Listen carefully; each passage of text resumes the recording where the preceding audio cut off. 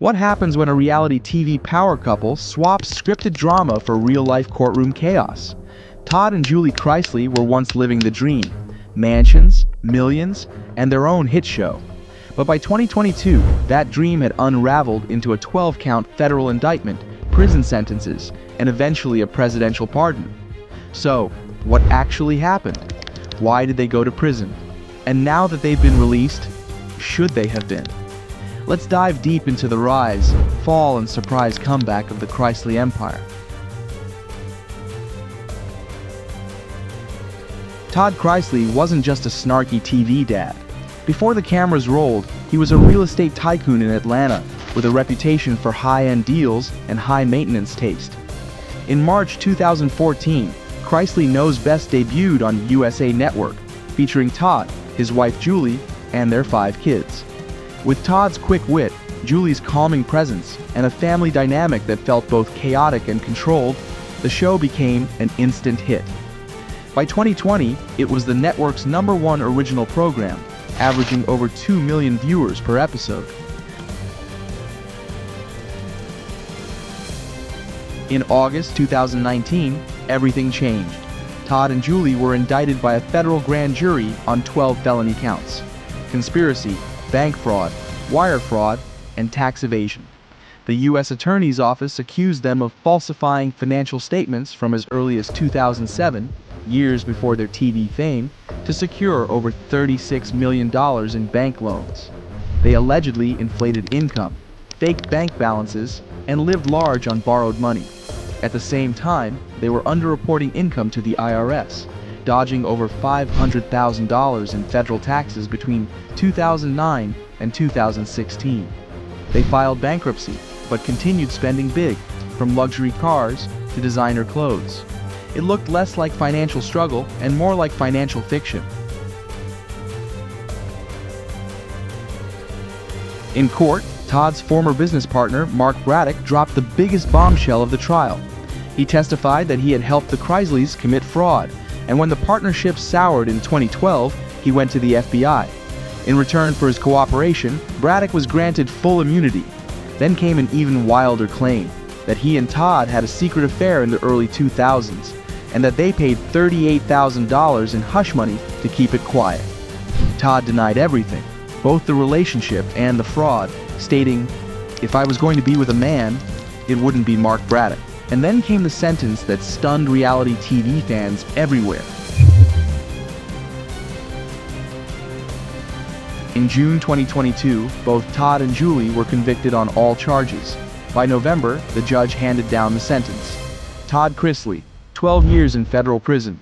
Julie Chrisley, 7 years, plus 16 months probation each.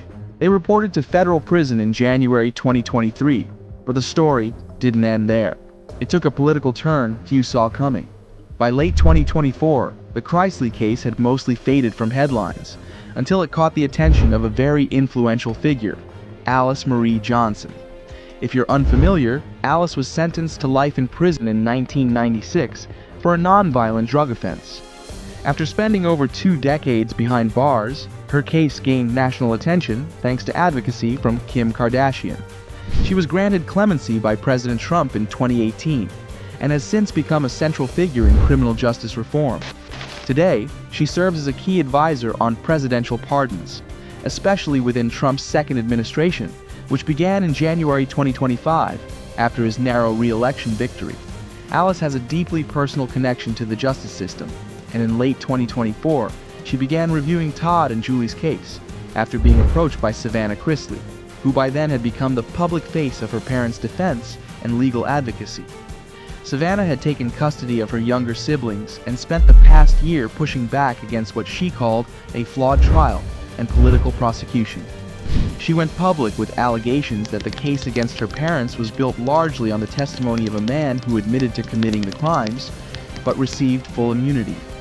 In December 2024, the Chrisleys' legal team submitted a full pardon application, including a binder of court documents, inconsistencies in the prosecution's timeline, and new character testimony from public figures, pastors, and legal analysts. Alice Johnson took the application directly to President Trump, arguing that the Chrisleys had been over-sentenced, citing their clean criminal record and the questionable immunity deal that allowed the star witness to walk.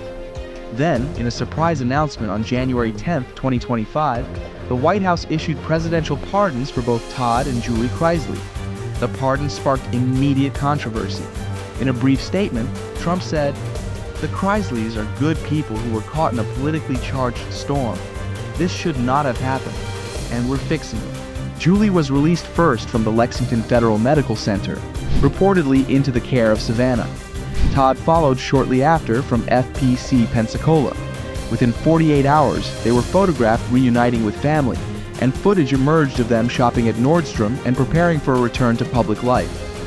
In the days following, Trump's press secretary confirmed that the decision was influenced by Alice Marie Johnson's review of the case, and part of a broader effort to re-examine harsh sentences handed down under flawed trials.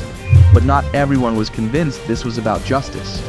Because what came next was a wave of backlash, political debate, and growing questions about who deserves a second chance and who simply has access to one.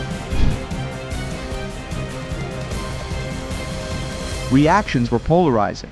Supporters said they were made an example of, first-time offenders hit with overly harsh sentences. Others argued that fame and connections won them a second chance the average person could never get. Savannah Chrisley said, "We're not asking for special treatment, we're asking for fair treatment." But critics say this is exactly what special treatment looks like. The Chrisley case isn't just about one couple. It's about trust in the legal system, how we treat financial crime, and the influence of fame and politics. Did Todd and Julie deserve prison time? Maybe. Did they deserve a full pardon? That's for the public to decide. But one thing's for sure, this case shows us how quickly image, power, and perception can shift the outcome of justice. What do you think? Was this justice corrected or justice compromised? Drop your thoughts in the comments. And if you want more deep dives like this, hit that like button, subscribe, and turn on notifications. We're just getting started. Thanks for watching. See you in the next one.